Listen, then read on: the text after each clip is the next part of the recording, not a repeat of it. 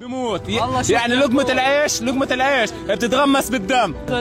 اليهود اليوم عملت مجازر اقسم بالله وفي شهداء وفي شهداء وفي صبيات ورغم هيك مرقنا نجيب اكل العيش من Memprihatinkan, seperti itulah kondisi para penduduk Gaza saat ini, di mana genosida yang dilakukan oleh Israel benar-benar membuat para penduduk Gaza menderita. Banyak anak-anak dan perempuan terbunuh dan juga kelaparan. Dan hal itulah yang kemudian membuat para sekutu yang sebelumnya pro dengan Israel mulai tersentuh usai melihat kondisi Gaza yang sesungguhnya. Bantuan demi bantuan kini terus berdatangan. Bahkan negara-negara seperti Spanyol, Inggris, Perancis, hingga Jerman dalam waktu dekat ini akan mengakui Palestina sebagai negara di forum PBB. Sementara itu, negara sekutu terbaiknya, yakni Amerika, juga mulai muak dengan sikap Benjamin Netanyahu. Bahkan mereka pelan-pelan mulai meninggalkan Israel seperti negara-negara di atas. Dan dengan situasi tersebut kini, Netanyahu seolah mendapatkan tekanan dunia untuk melepaskan Gaza dan membebaskan Palestina merdeka di tanah mereka sendiri.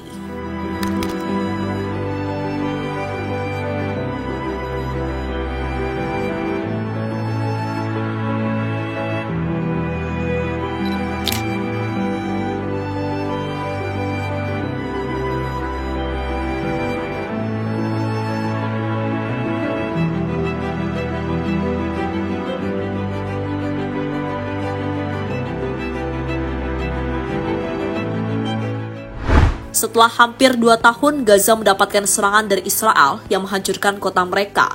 Dengan 47.000 jiwa telah menjadi korban.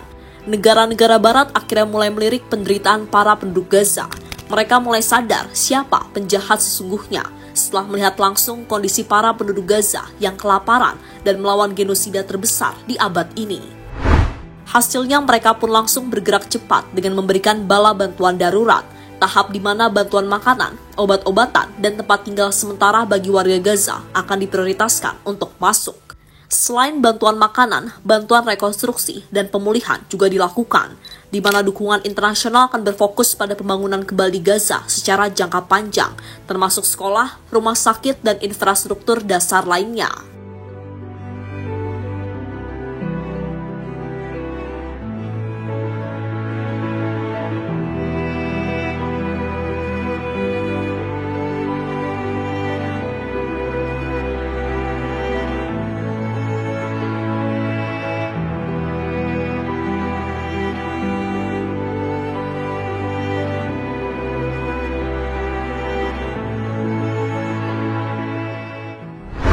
Sementara di sisi lain, melihat kesepakatan tersebut tentu kebahagiaan menyelimuti warga di Gaza.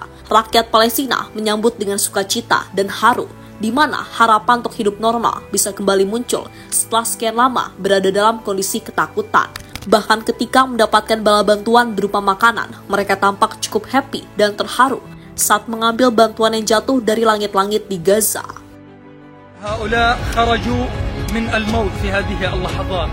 مسترحل يا تقتلنا يا بتطعمينا، اما تقتلنا وتطعمينا حسبنا الله ونعم الوكيل. مشاهد صعبة لهؤلاء المواطنين يمشون مسافات بعيدة. هذا كله من جوا من عند الموت جنب الدبابة. هذا كيس العدس شفته من جنب الدبابة. نجيب بس بنجيبه بالموت والله بالموت بنجيب. Sementara berdasarkan update terbaru, menurut aktivis PBB, jumlah korban meninggal yang ada di Gaza terus bertambah. Tentu sebuah hal yang cukup mengejutkan, karena sejatinya bantuan telah diberikan di sana. Namun pihak PBB kemudian mengungkapkan jika sejatinya Israel terus melakukan serangan ke wilayah sana, terutama serangan ditunjukkan kepada rakyat Gaza yang kebetulan tengah mencari bantuan makanan dan sebagainya. Selain serangan, warga Gaza yang gugur juga disebabkan oleh faktor lain seperti kelaparan yang sudah sangat akut hingga malnutrisi. Alasan-alasan itulah yang menjadi faktor utama korban jiwa di Gaza terus bertambah. Dan melihat situasi di Gaza yang semakin gak kondusif, negara-negara barat yang dulunya pro dengan Israel mulai mengambil sikap dan mereka mulai mendesak Israel untuk segera menghentikan agresi mereka ke wilayah Palestina. Tak main-main, negara yang mendesak Israel adalah sekutu mereka sendiri, yakni Inggris, Perancis, Kanada, dan Amerika Serikat. Sebuah pernyataan yang kemudian diumumkan oleh pihak Inggris, dan mereka menilai jika apa yang dilakukan Israel bisa melanggar hukum humaniter internasional. Penolakan pemerintah Israel terhadap bantuan kemanusiaan penting kepada penduduk sipil tidak dapat diterima dan beresiko melanggar hukum humaniter internasional. Kami selalu mendukung hak Israel untuk membela warga Israel dari terorisme, namun eskalasi ini sepenuhnya tidak proporsional, kata Keir Starmer pada media.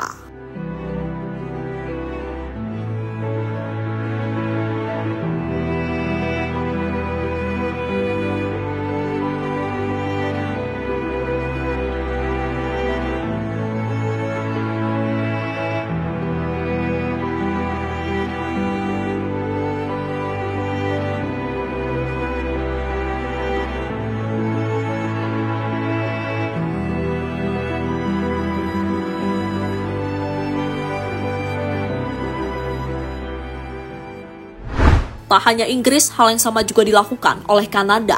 Bahkan secara terang-terangan, Kanada ingin mengakui Palestina sebagai negara.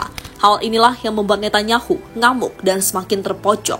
Karena dirinya pastinya tidak menyangka jika negara yang sebelumnya memberikan dukungan ke Israel, tapi kini malah berseberangan dan justru memberikan tekanan yang sangat besar kepada Netanyahu.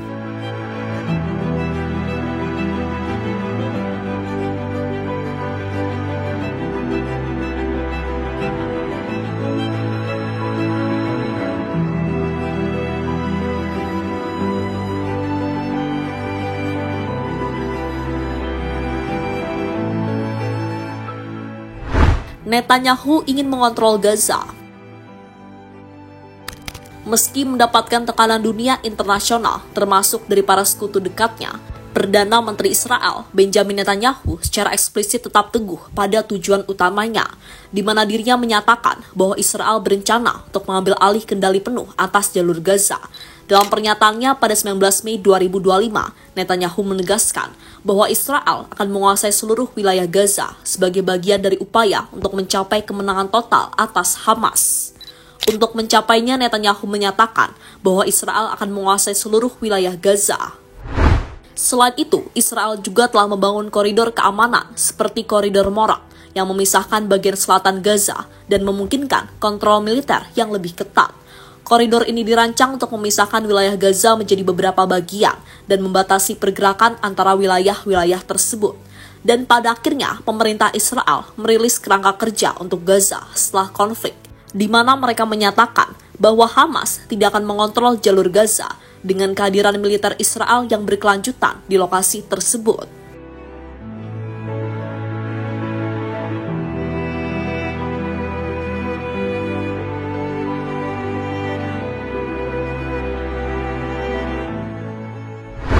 Trump sudah muak dengan Netanyahu. Sementara itu, media di Israel, The Times of Israel, menjelaskan bahwa Donald Trump kecewa dengan Perdana Menteri Benjamin Netanyahu. Ada dua hal yang membuat Trump tak senang. Pertama, terkait kesepakatan dengan Arab Saudi. Trump ingin Israel menjadi bagian utama kesepakatan tersebut. Tetapi, Netanyahu menunda pengambilan keputusan yang diperlukan. Sedangkan yang kedua, Trump kesal karena ia melihat jika Netanyahu dan lingkarannya terus berupaya mendorong Gedung Putih melakukan tindakan militer terhadap program nuklir Iran. Sederhananya, Trump merasa bahwa ia tidak dihormati dan dimanipulasi oleh Netanyahu, dan bahwa tidak ada yang lebih Trump benci selain tampil mudah dimanipulasi di depan umum. Itulah yang dikatakan rekan dekat Trump pada Menteri Urusan Strategis Israel, Ron Dermer, seperti dilaporkan media di Israel.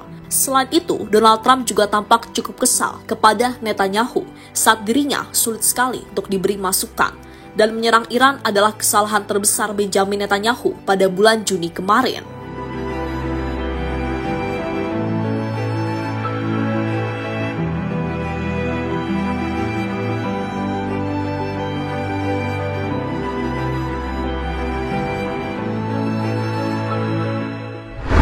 Sementara terbaru, salah satu sekutu Israel yang lain, yakni Amerika, akhirnya juga memberikan respon soal masalah yang ada di Gaza.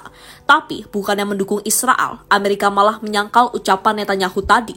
Hal ini ditunjukkan oleh Donald Trump. Berdasarkan pengakuan Trump, kelaparan benar-benar terjadi di Gaza, dan apa yang diucapkan Netanyahu adalah sebuah kebohongan. Saya tidak setuju dengan klaim Netanyahu bahwa tidak ada kelaparan di Gaza. Anak-anak itu terlihat sangat lapar, kata Trump dikutip dari Al Jazeera. Kini sebagai langkah selanjutnya, Trump kemudian memerintahkan utusan khusus untuk segera mengirimkan bantuan ke Gaza. Tak hanya bantuan, Trump juga ingin mendengar langsung situasi asli di sana yang dirasakan oleh warga Gaza. Hal ini diungkapkan oleh Caroline Leavitt selaku sekretaris di Gedung Putih. Besok, utusan khusus Witkoff dan Duta Besar HKB akan melakukan perjalanan ke Gaza untuk memeriksa lokasi distribusi saat ini dan berencana untuk mengirimkan lebih banyak makanan saat bertemu dengan warga Gaza setempat untuk mendengar langsung situasi mengerikan ini di lapangan, kata Caroline Leavitt pada media.